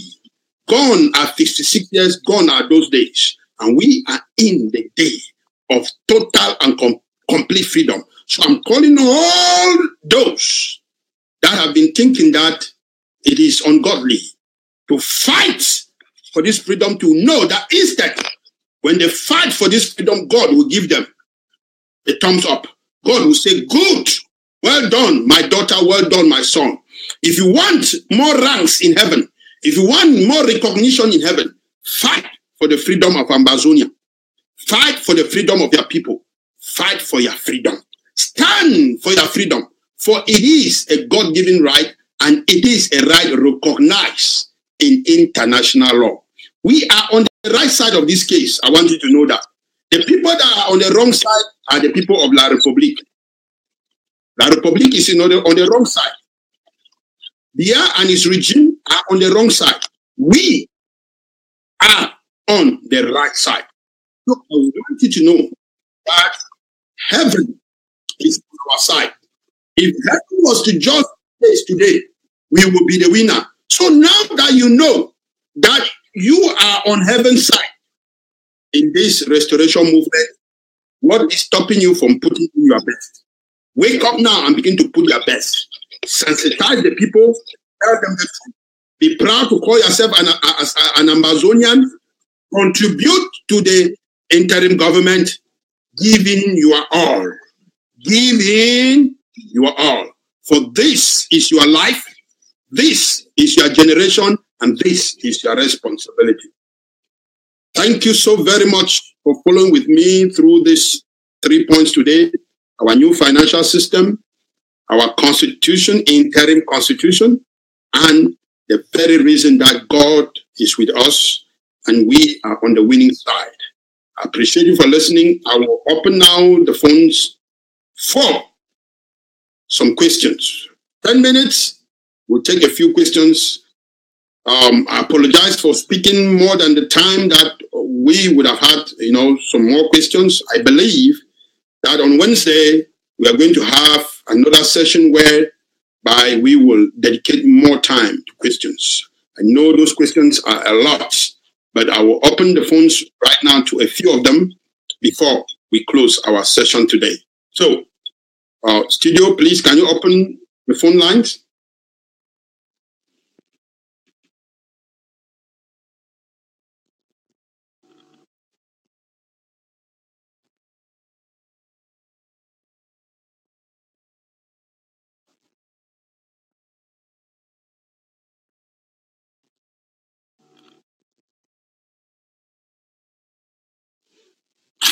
Studio, are you there?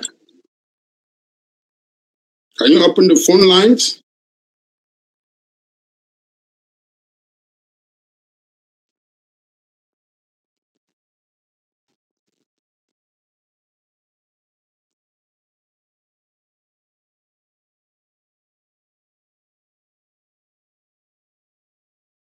Studio,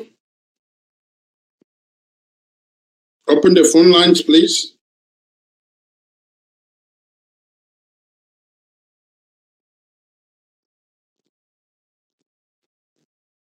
Okay. Lines are open now. I just got confirmation from the studio that lines are open. If you want to call, if you have any questions, please go ahead now and ask those questions.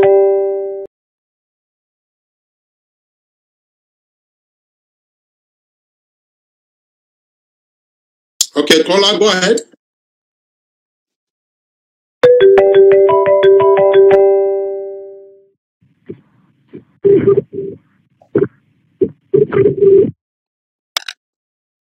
Yes, caller, welcome. Go ahead.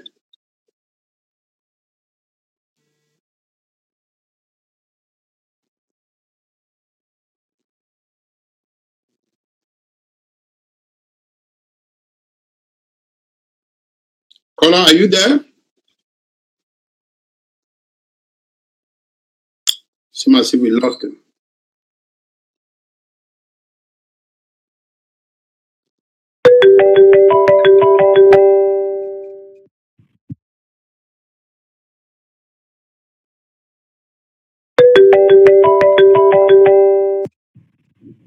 Yes, caller, go ahead. Hello. Yes, caller, go ahead. I just have a few questions to ask. I just want to ask, with the interim government in place that could be dissolved, what will happen to the website? Are we going to change it? Okay, very good question. Our caller is asking if we are going to change our website. Now, the fundamentals of website remain the same. Because everything we had on website was projecting us, taking us into where we are today.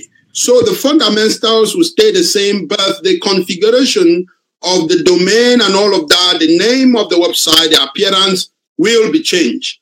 It will be changed from Skakuf to the government of Ambazonia, the government of the Federal Republic of Ambazonia. But you can still make your payments, and whatever you are experiencing within the website will stay the same. As a matter of fact, more features or new features will be added to the website. I don't know if that answers your question.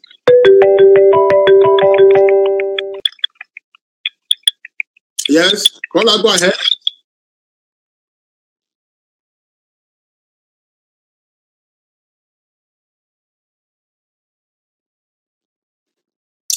Go ahead, caller.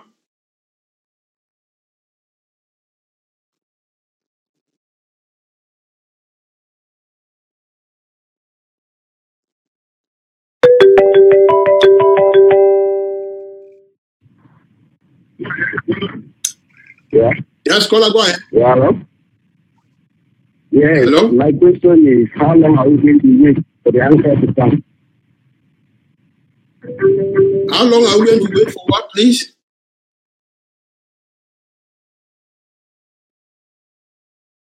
Hello?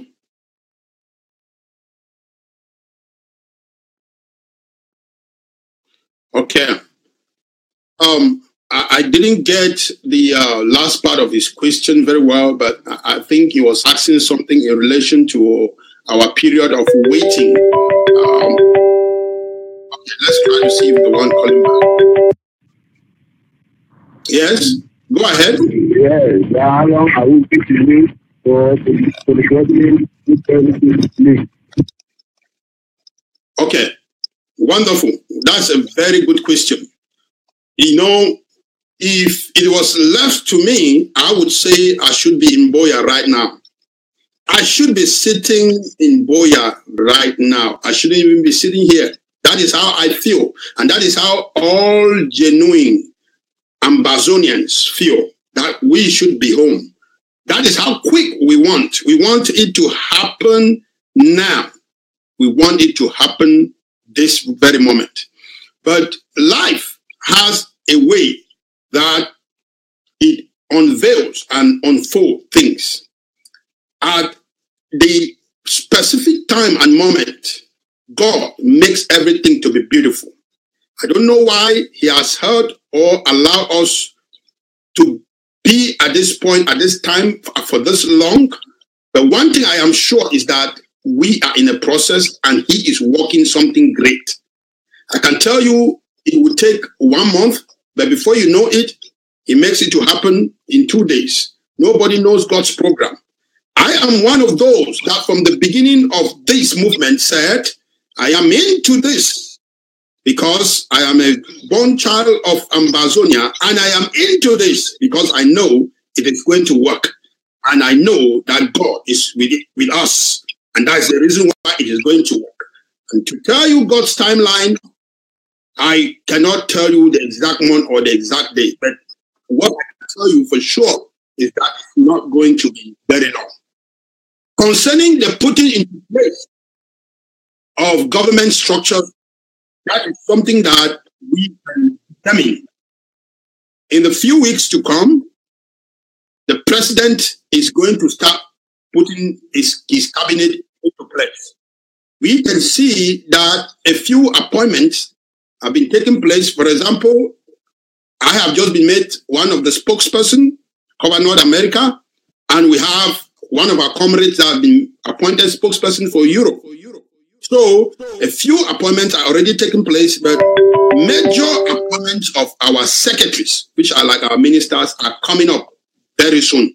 That is not something that we should be waiting for next year. Those are things that will happen very, very soon. So know for sure that this government is going to be fully constituted and it will be at work.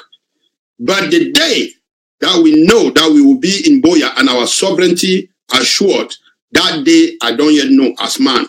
But God knows it, and trust me, we will keep fighting. We will keep speaking the truth, and we'll keep projecting our rights and standing for the truth until we get to Boya. Everything is in the system. Diplomacy is going on. Everything is being put to place to make sure that the sovereignty, the land, is really secure. Because we have already declared the independence. What we are doing now is securing our territory. Thank you. Let's take the next call.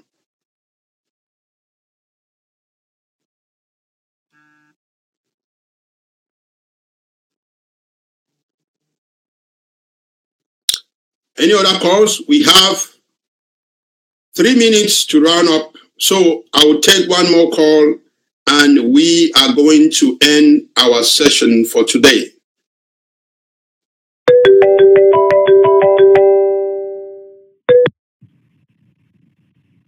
Okay, caller, go ahead.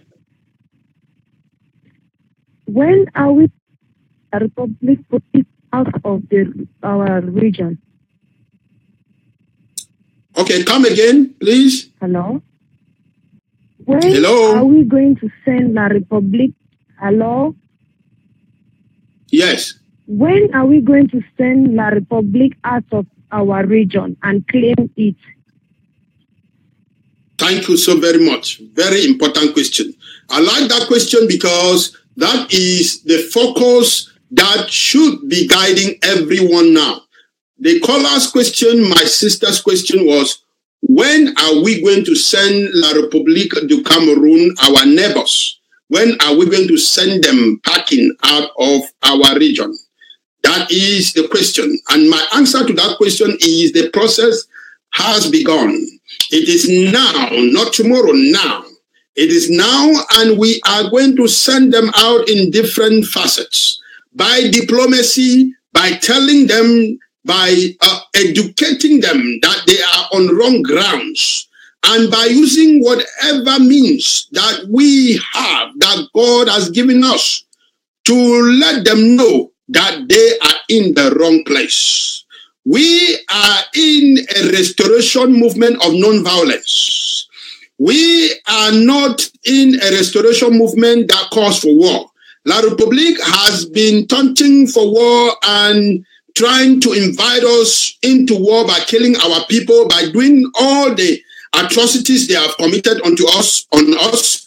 But we are not a brutal movement. Our nature, you should have known by now that we are peaceful people. You should have known by now that Ambazonian Southern Cameroonians cannot hurt a fly. You should know that, but it doesn't mean that we are weak. We don't want to go down a bloodbath. And that is not what we are going to do. La République will live, and they will live under the terms of the law. They will leave that land, whether they like it or not, they are going to leave. So, my sister, I want to assure you that the process of backing them out has gone. The process of packing them out has begun. So rest assured that they will be gone. Egyptians see today, as the Israelites said, you shall see them no more. I know it is difficult to still have them in that land doing what they are doing, but let me assure you, the new government is working and will get them out. And will get them out without bloodbath. We don't want any bloodshed. And that is why we don't want to throw any war or any at them. What we are throwing at them is this. We are using intellect and we are using diplomacy to throw our fist at them. And they will be all that out of that. Thank you very much. Fellow Ambazonians, my brothers and my sisters,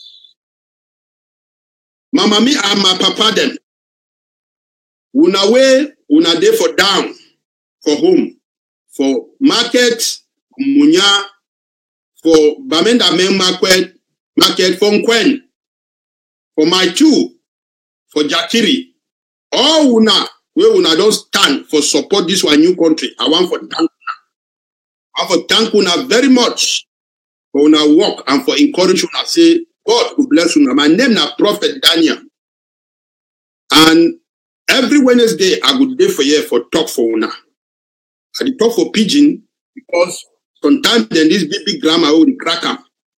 Una need to hear something them. And today, you know, I be the talk. Now say we get new financial system, new money system, and our interim constitution, they come up and say, God, he there for this, we fight. And say, me no man no tire, me no man, he no run. We all man, they strong because say we must go for Boya and we must win. So I thank una very much and I encourage una. Say God will wipe una tears and God will keep una strong. Fellow Ambazonians, I just made those few lines in one of our languages that is common amongst us called Pidgin English. And I was encouraging our people, our mothers and our fathers that are in the remote areas that sometimes do not understand English very well, but could speak and understand Pidgin English so that they should be together with us. Because this movement is a movement that involves all of us as a family. And I want to appreciate all of you that have been able to watch us today and be on SCBC. I want to thank the SCBC crew for a wonderful job they are doing. I want to appreciate you, Ambazonians, for what you are doing and to encourage you that you should stay in this movement, you should stay in this fight, you should stay encouraged and know that Boya is closer to us today than it was yesterday. I feel in me, I am very convinced and convicted that we'll get to Boya sooner than a lot of people can think. There are so many things that we cannot just unveil because when you throw them out there and you don't understand, you might say, oh, they made promises that they could not fulfill. But I want to assure you for very, very certain, in very, very certain words, that Boya is closer to us than it was yesterday. My name is Prophet Daniel Kechi. Again, I will be with you every Wednesday, 7 p.m. Amber time. We started today a little bit late because this is our first day. It's my first day to assuming this role that has been given to me to speak on behalf of the government covering North America and covering all our people around the world. I want to appreciate the interim government and our president for bestowing upon me this enormous responsibility, and I promise my loyalty to them and most of all my loyalty to the people of Ambazonia, that I will serve them without any retraction. I will serve them without looking back. I will serve them without any iota of betrayal. I will serve them without any form of treason. I will serve them without leaving aside anything that I know is going to make them happy and is going to take them into freedom and take them to Boya. Thank you very much. God bless you, and may God bless the wonderful and the beautiful newborn baby and the new nation of the Federal Republic of Ambazonia. Until then, stay connected and stay tuned to SCBC. Thank you.